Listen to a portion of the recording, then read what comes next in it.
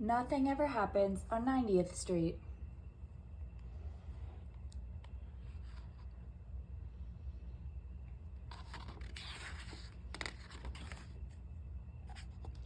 Nothing Ever Happens on 90th Street by Roni Schotter, illustrated by Kyrsten Brooker.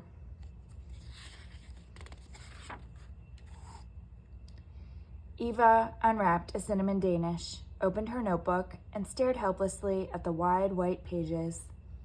Write about what you know, her teacher, Mrs. DeMarco, had told her. So Eva sat high on the stoop and looked out over 90th Street, waiting for something to happen. A horn honked, a radio rapped, a kid cried. The usual. Nothing ever happens on 90th Street, Eva scribbled in her notebook. A few doors down, Mr. Chang was arranging fish fillets in his newly opened seafood emporium. No one was buying, and his shop looked as empty and ignored as the tiny boarded-up store next door to it. He nodded to a woman passing by and called hello to Eva.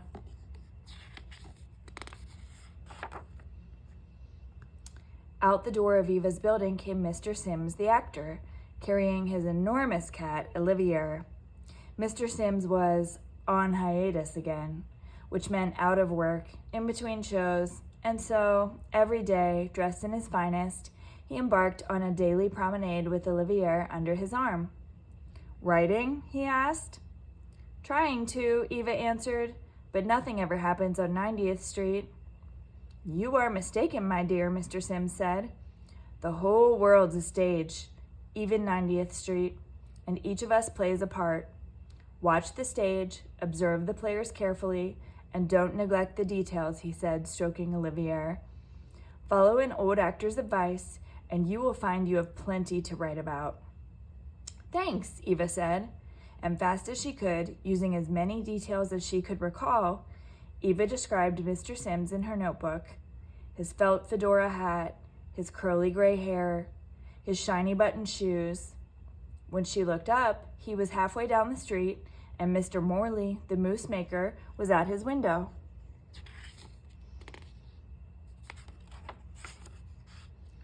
Just as he did every day, Mr. Morley set his chocolate pot and coffee urn out on his ledge with a sign. Mr. Morley dreamed of having a catering business where the fanciest people demanded his dessert. But the trouble was, Mr. Morley's moose was missing something. No matter how he tried, his moose never had much taste, and Mr. Morley never had many customers. Writing? He asked. Eva answered, chewing on her pencil. Try to find the poetry in your pudding, Mr. Morley said softly. There's always a new way with old words. You're right, Eva said, wishing Mr. Morley would one day find the poetry in his pudding. Taking his advice, she tried to think up a new way to describe the look of Mr. Morley's moose. Smooth and dark as midnight. Or maybe more like mink. Yes, that was it, Eva thought, writing in her notebook.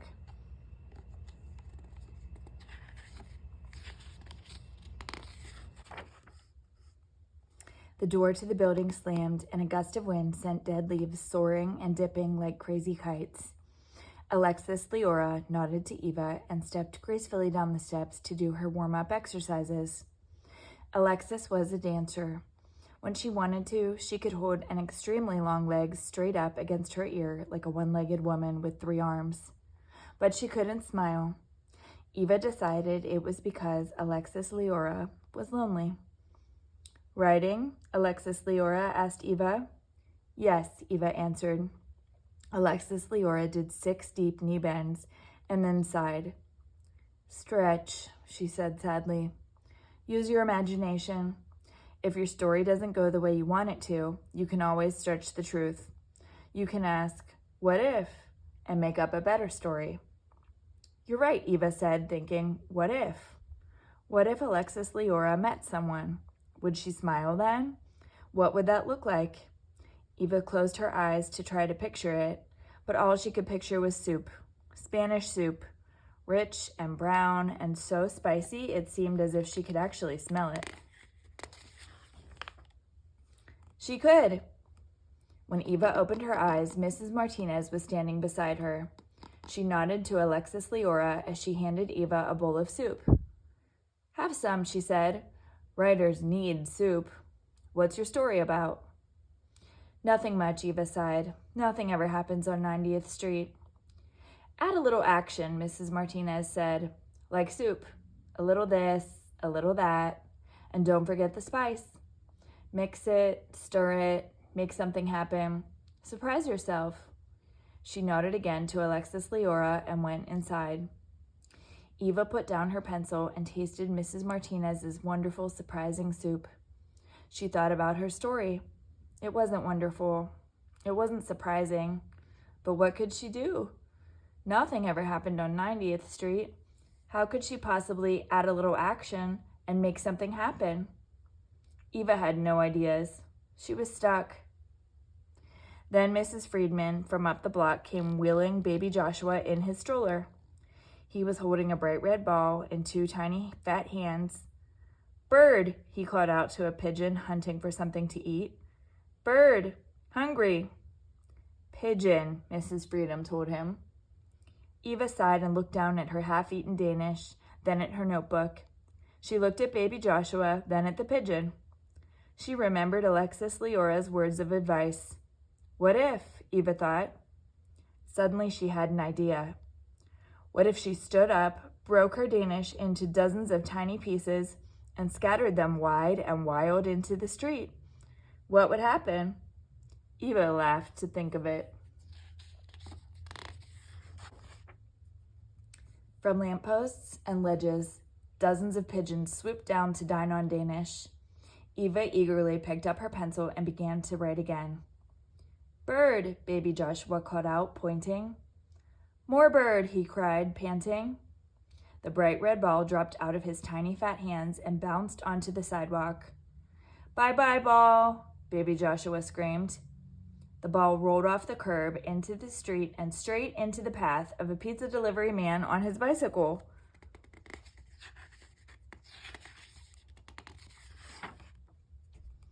Everyone gasped in horror. Alexis Leora paused in mid-plie and leaped to the rescue. She got there just as the pizza delivery man landed, right side up at her feet. Alexis Leora looked down at the pizza man and he looked up at her. And then something almost unimaginable happened. Alexis Leora smiled. Are you all right? She asked shyly. Her smile was sweet and bright. Her teeth were straight and white. It was the first time Eva or anyone on 90th Street had seen them. Yes, said the pizza man, smiling up at her. It was love at first sight.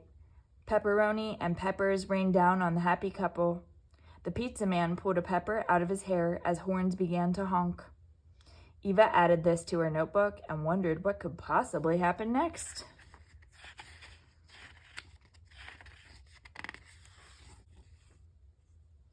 A long white limousine was honking its horn loudest of all. The limo driver rolled down his window. What do you want to block traffic for? He called out. The back door of the limo opened and out stepped a woman in sunglasses, wearing a turban and a coat the color of a taxi. There seems to be a problem, Henry, she said in a fake English accent. There's some sort of accident here. Perhaps... It's Sandra, someone suddenly screamed, interrupting her. Sandra, can I have your autograph? Mrs. Martinez called out. Sandra Saunderson, Mr. Morley blushed. Was Eva dreaming? There, in the middle of 90th Street, larger than life, stood Sandra Saunderson, star of stage, screen, and the sensational soap opera One World to Live In.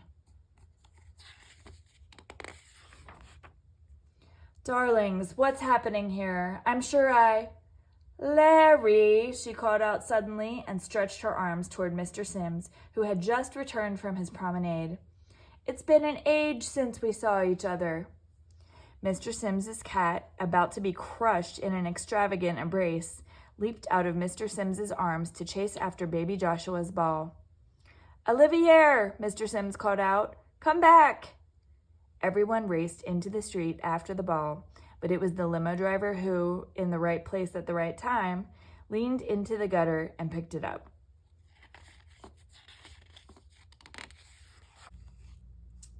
With a flick of the wrist, he tossed the ball to Mrs. Friedman, who presented it to a drooling but grateful baby Joshua. "How's that for a throw?" the limo driver proudly asked the crowd. No one, not even baby Joshua, had a chance to answer. Olivier, frightened by so many people, raced past Eva, scrambled onto Mr. Morley's ledge where he knocked over his coffee urn, spilling all the coffee into his mousse pot. "Ruined!" Mr. Morley cried, wringing his hands. At that, Olivier bounded to the top of a ginkgo tree, where he swayed dangerously like a heavy white balloon.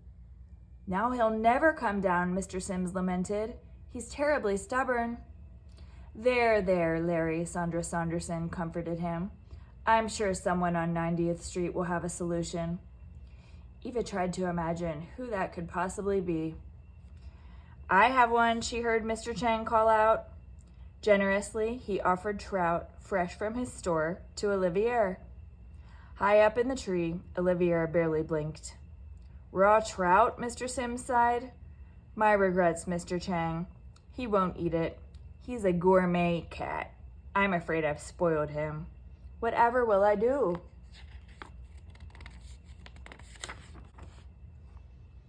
What if, Eva asked herself for the second time that day, and suddenly she had another idea, a truly great one.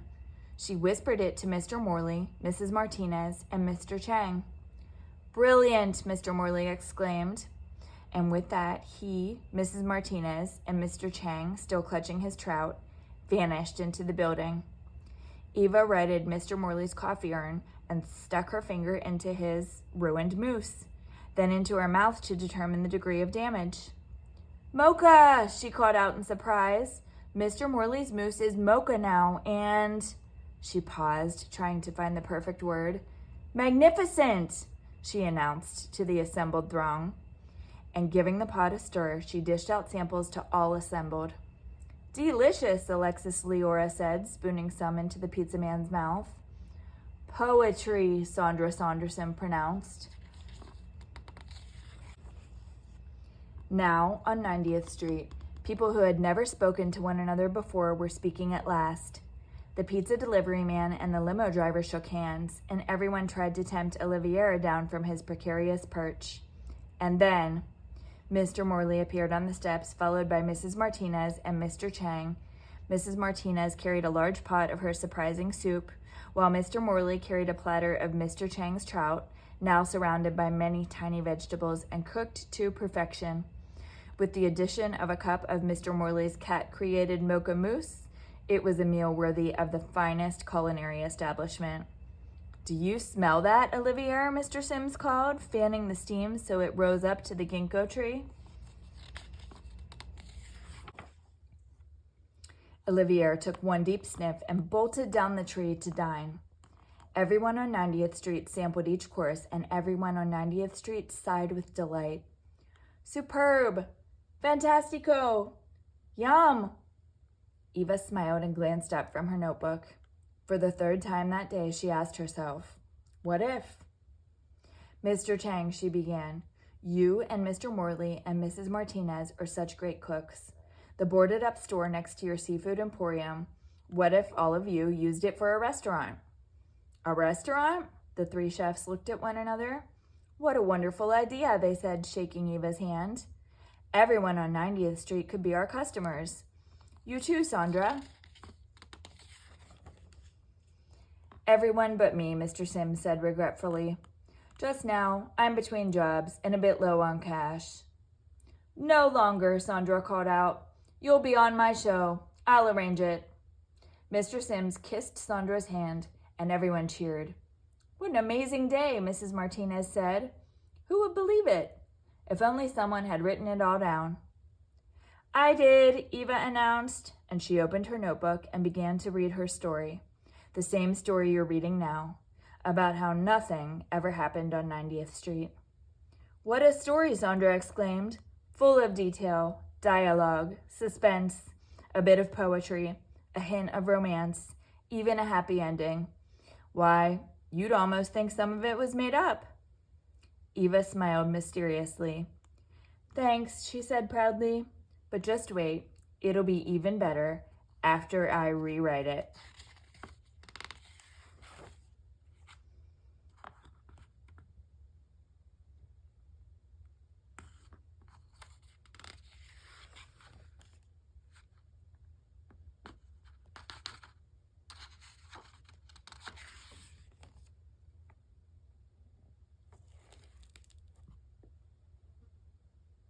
The end.